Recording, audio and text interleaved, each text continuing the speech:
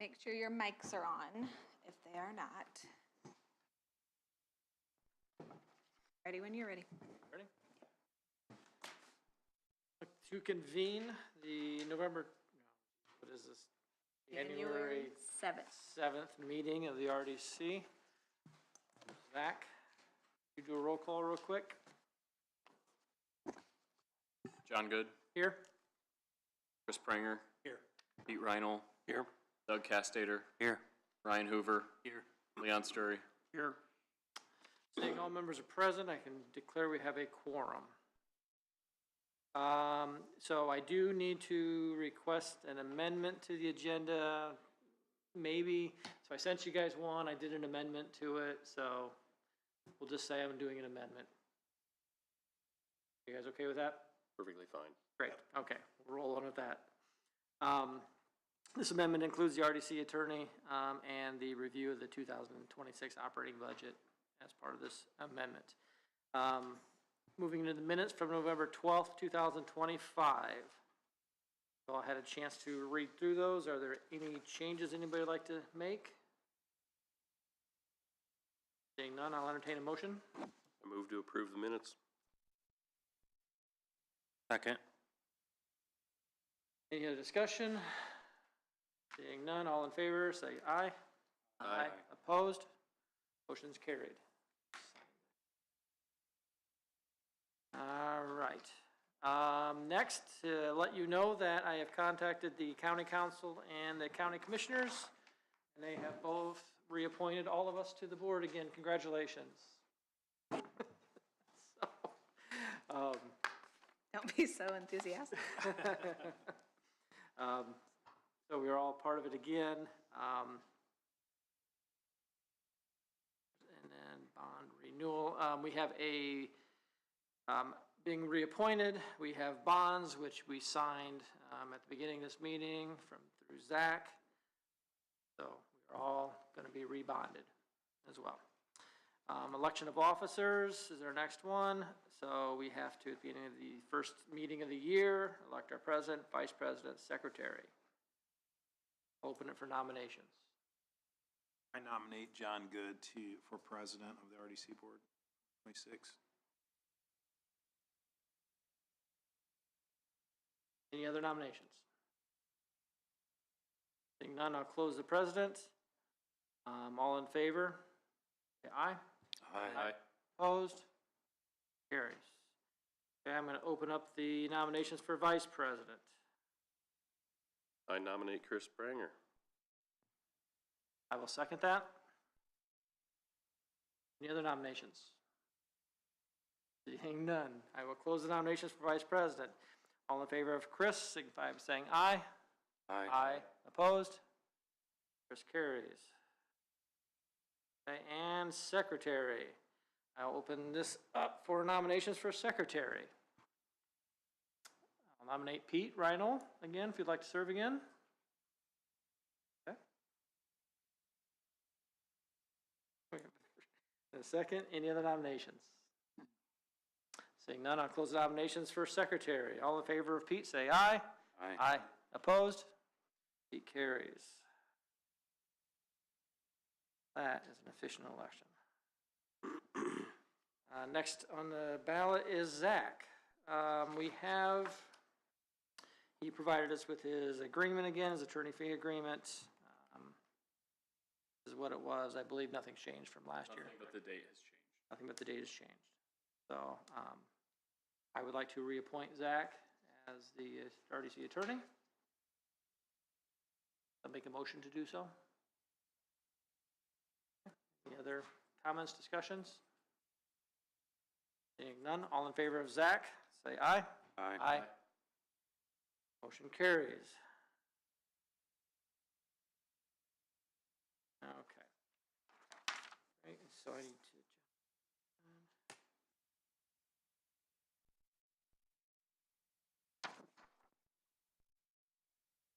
Okay, so I'm just going to cover this real quick. The 2026 operating budget that Susan has done a fantastic job on. So this, you guys can read it at your leisure, but just kind of shows what each of the three districts have. What we've budgeted out, you can see at the top, there's been no expenditures, there's been no receipts for 2026 as of now. We're projecting the estimated ending balance for SDI at $53,490, American Heritage Village at $17,975, and then we're showing New Millennium at a negative 102. Now this is also based upon the budgeted amounts that we've got, which we most likely will not be spending. This is all been approved, so this is where our budget is running as of right now. And then that will change with as we receive in funds for 2026 to 2027. It all is fluctuating. I do like down at the bottom, she put in when we have other expenditures that will be happening, so like the tanker, she has in 2028 estimated. You can kind of see where that's going to fall. So let's just have a good idea of where we're at with everything. Anybody have any questions or anything regarding that? No? Okay. It's just for our knowledge going forward. We'll try and get that out every meeting. All right. Moving into claims, we have our first claim for Zach for $264. Thank you for attending the meetings, help me prepare for agendas. Questions regarding his? I'll entertain a motion. Make a motion, we pay the claim for Lightner Law Office invoice 1772 for a total of $264. I'll second. Any other discussion? All in favor? Aye. Aye. Carries. Okay, the next one we have is for the hazmat facility. And this is one that Chris and I have already approved at your guys' permission for $5,221.80. I don't know that we need to have, do we have a motion on these, or would you We like a had motion? been prior. Okay, Yeah, you were given the authority to authorize Susan to pay, but it still needs full approval by. gotcha. Okay, I'll entertain a motion.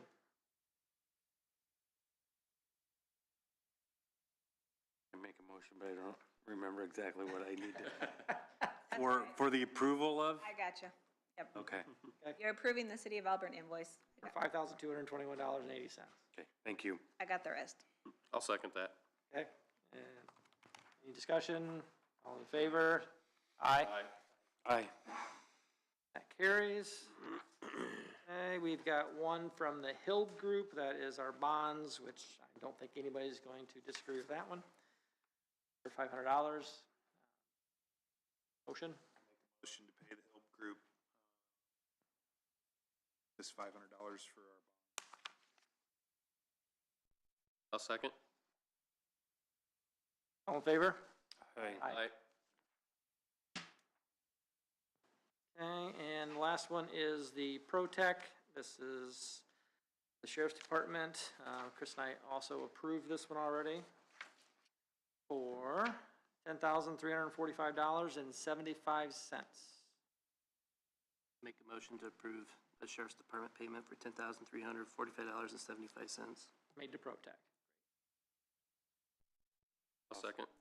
Have a first and a second. All in favor? Aye. Opposed? Nope. Carries. That's how you get through those. All right. So I was contacted by Rick Ring with the DeKalb County, Indiana Trails.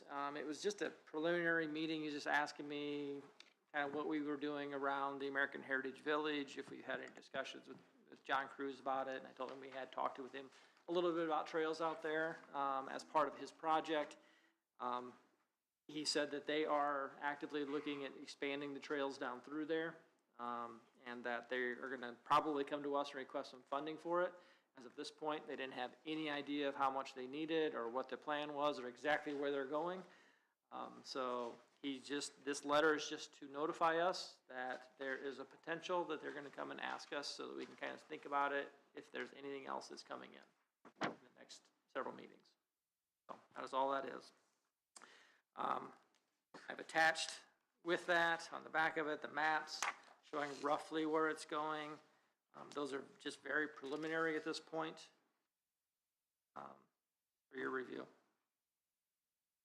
Does this fit in the scope of the TIF district, Zach? Trails in that TIF district? That the argument can be made that, you know, the trails increase the quality of life or health or whatever. The argument can and has been made that trails are something that does benefit the TIF area, so it certainly can fit. All it has to do is benefit it in some way, generally how we look at it. Most of these maps, a significant part of those trails are in the TIF district. Yes. Yeah, so again, this is just for your knowledge at this point in time, so just kind of plant a seed for you. I will say, as the discussion progresses, I think the harder, it depends on what they are,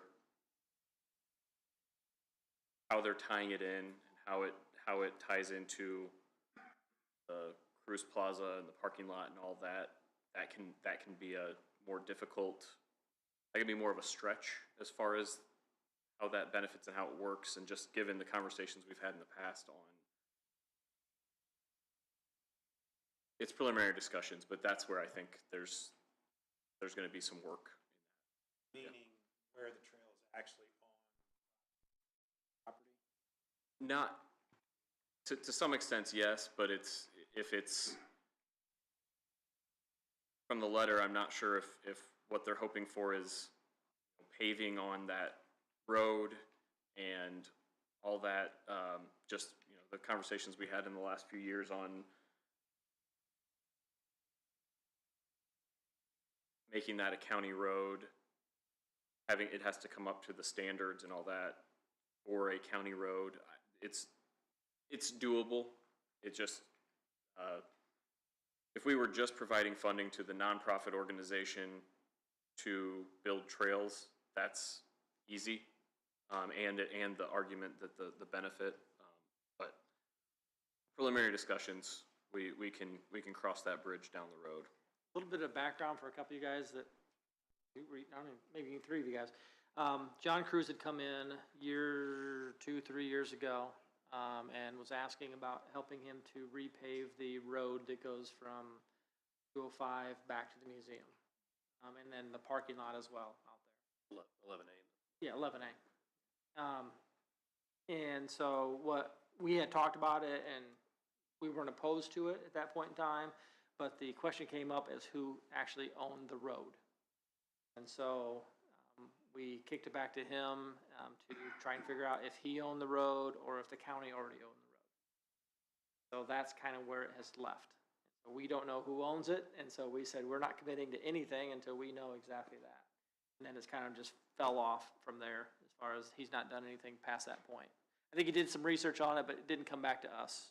We found that the roads there were dedicated to the county, but were never accepted by the county that we could find.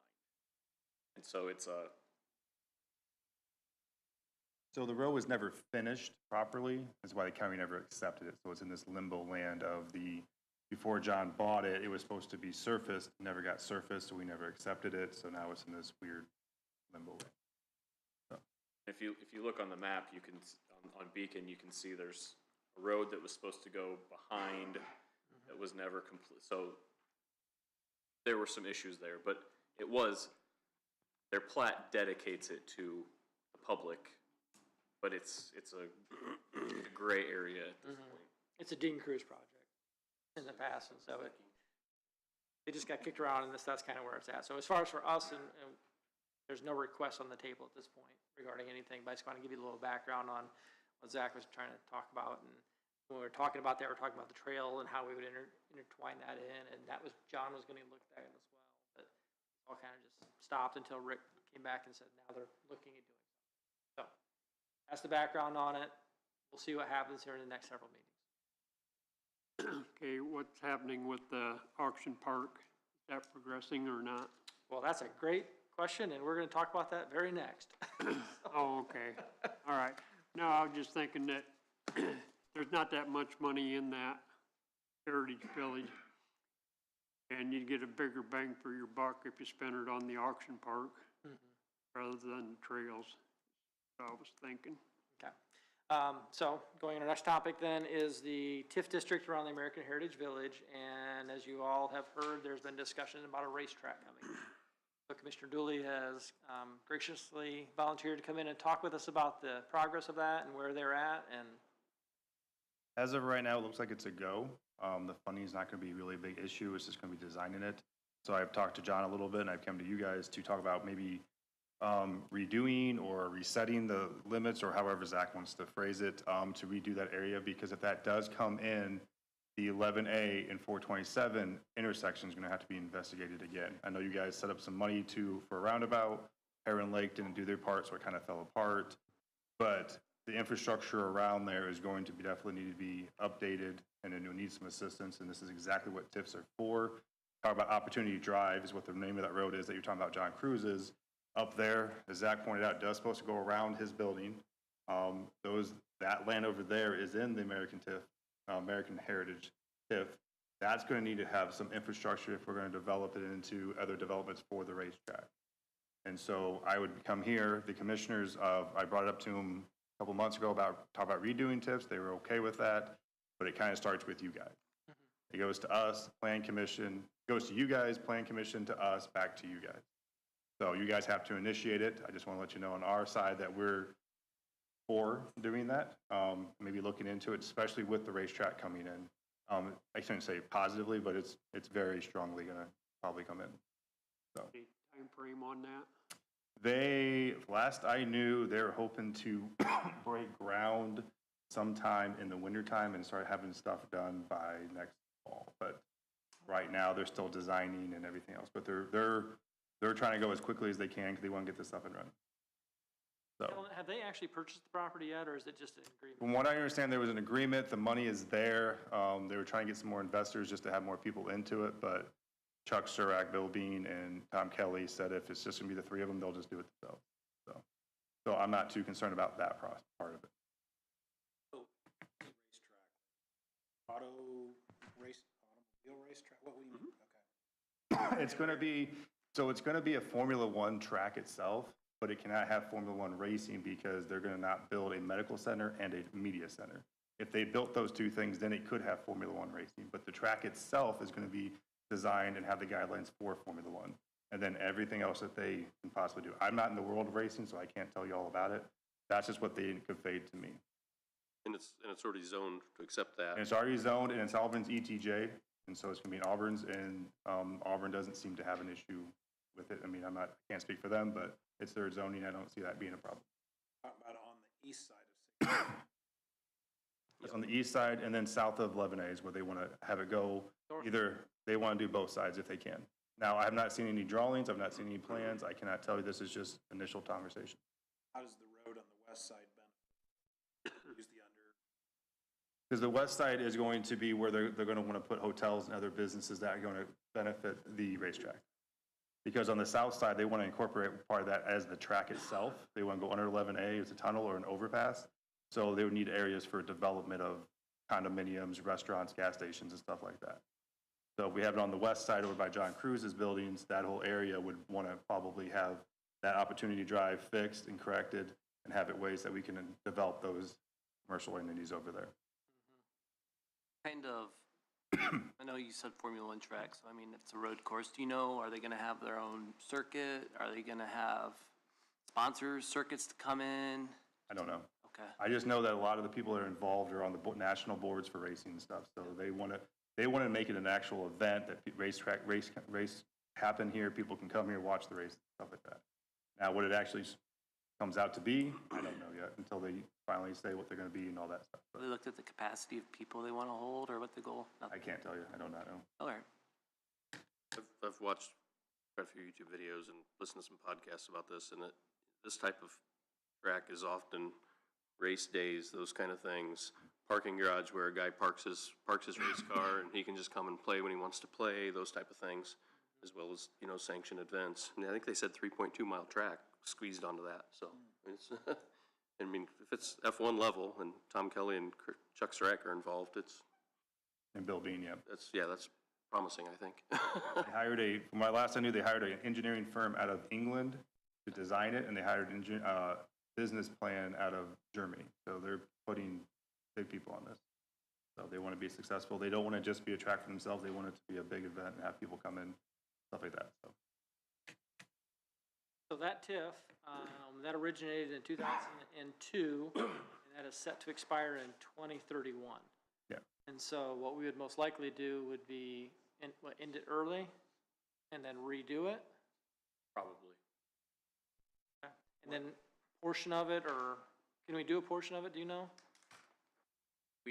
You can, it's probably gonna, if the intention would be to create a area that encompasses the, The potential development area? potential development area and the rest of,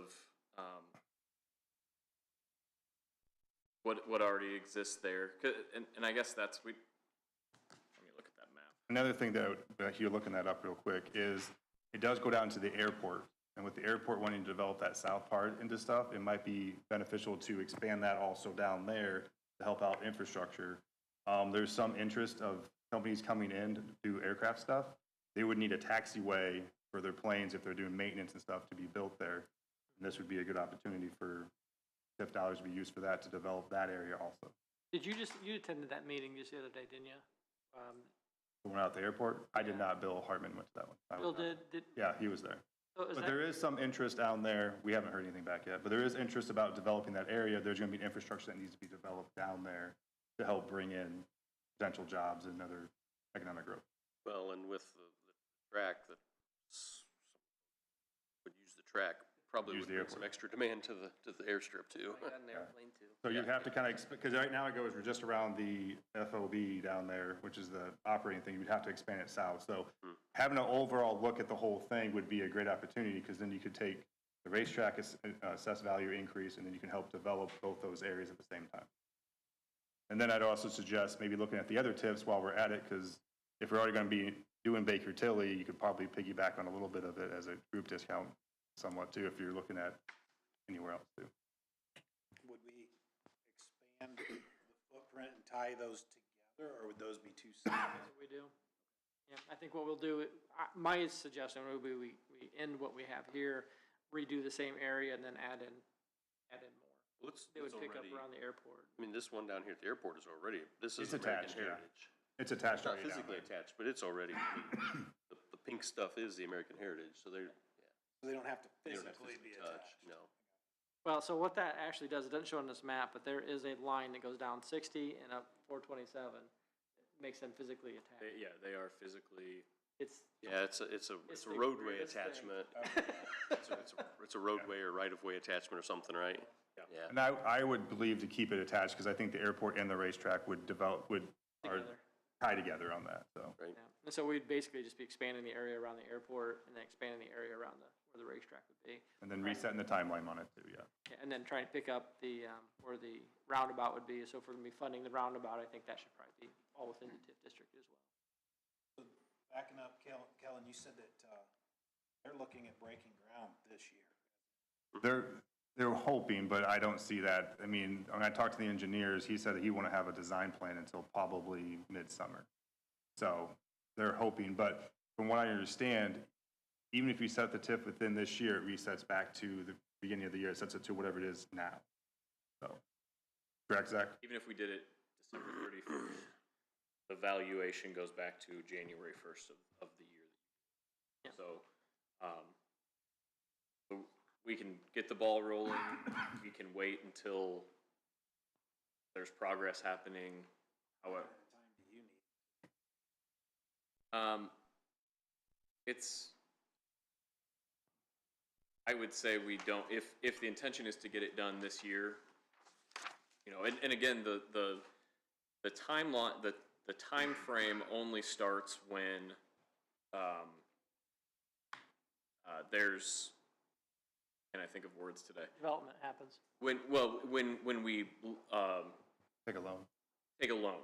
When we, owe money from the TIF area, what's that? We have a bond to pay. If we have, generally it's if a bond. That's what starts the clock. So we can do it whenever, and then the clock doesn't start so long as we don't offer any incentives or, basically if we are loaning out money or bonding, anything that is encumbering that property starts the clock. So we can start it as early or as late, but I mean, we'd probably want at least 3 months to get it all done, because I can't look at the map and say, here's exactly where it should be. I don't know if we want to incorporate more land between the racetrack and the airport in the possibility that it may develop along with both the airport and the racetrack. That's not my area. But we want a couple months to make sure that we've got enough time to get it all put together correctly. Oh, with the existing TIF, just because this is new territory, I've been on this committee a couple of years, and this is new stuff. Let's say, I'll say Chick-fil-A, because I want a Chick-fil-A. Yeah. Chick-fil-A comes down and says, hey, RDC, we'd love to build down there on 11A, but that road, that Opportunity Boulevard that's in your TIF district is garbage. I mean, that could be really quick, I would think. Yeah, I mean, one of the first things I'd probably ask for once you guys did it would to be fix Opportunity Drive and look at that roundabout in that area. Yeah. Because those two are the two areas that are going to definitely need to be looked at pretty closely now that we're going to have major development and major traffic through those areas. Yep. So. Is the issue with Opportunity Drive only the top coat, or is the base got to be not in compliance? I don't know. The one thing I know is the top coat. I don't know what's under the base. But the problem is when talking to my highway guy, the roundabout in the middle, and we'd have to redesign the whole thing. We wouldn't want to have that roundabout in the middle where the flags used to be that doesn't get used. And then when you go a little farther, as it splits off, we probably wanted to have a one-way, one direction, other direction with a turn lane in the middle, depending on how much development's going to happen down there. So we might as well build it for the development, not have it be that what it is now. Remember with race cars, There's so many there's always potholes trailers. in it. Well, Race cars, there's always Your trailers. comment Yeah, earlier. we're not going to have turns and stuff. We're going to want to have it just back and forth. Most of them businesses on that side of 69 are nonprofits. So they're not gonna be paying the, Well, John's is not a nonprofit, but the other ones that might come in, there's talk of hotels and gas Yeah. stations and stuff, so. but starting a tip, you're not gonna have any money till somebody comes. Until the racetrack comes in. Right. But we're not gonna do anything. If the racetrack cancels, I probably wouldn't worry about the roundabout or worry about the Right, thing, right, so. yeah. I just didn't want, Yeah, there's very little money there to be used. correct, currently, correct, yes. Yeah, But with the racetrack coming in and being very promising, I can't guarantee, Right. but very promising, it'd be better for us to capture that before it gets in here, so that way we can fix the infrastructure that's going to be needed for the racetrack, which is my understanding what TIF districts are exactly made for.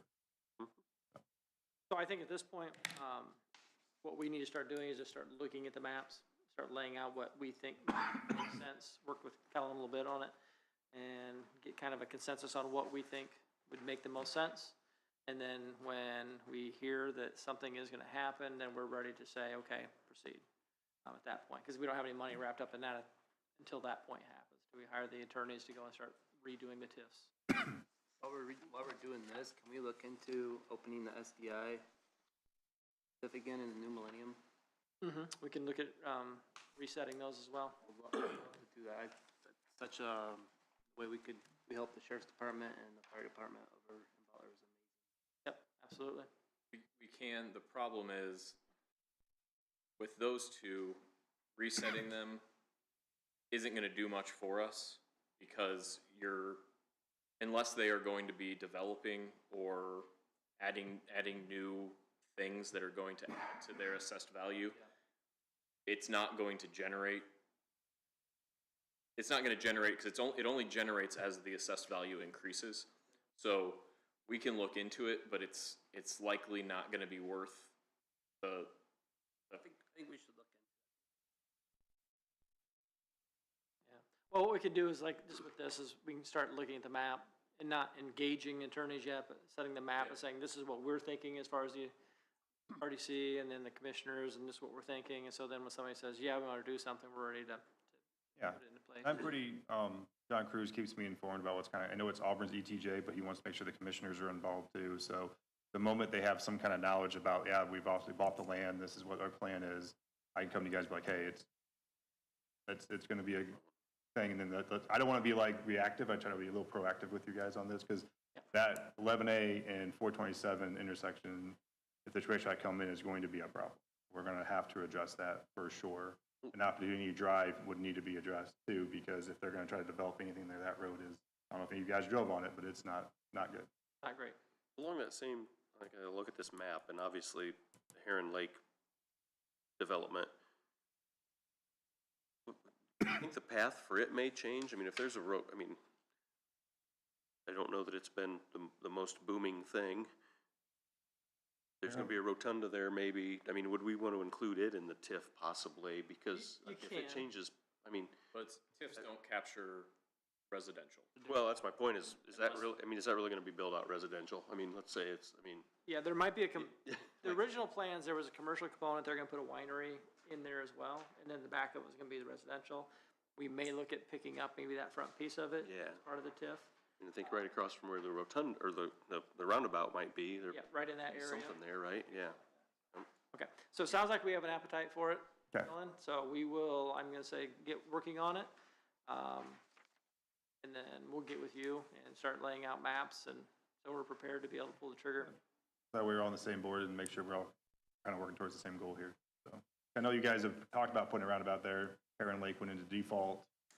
Then they couldn't, that little parcel, that triangle piece is owned by Heron Lake, so it kind of fell into the part, so we'd have to figure out all that stuff, so. That triangle piece on the other side of 427 is owned by them, or right there where the rotunda, or the high school? Right where you would probably put the roundabout, that little triangle land piece is owned by Heron Lake, yeah. Yep, okay. On the assessed value at SDI and New Millennium, you will not capture any of that.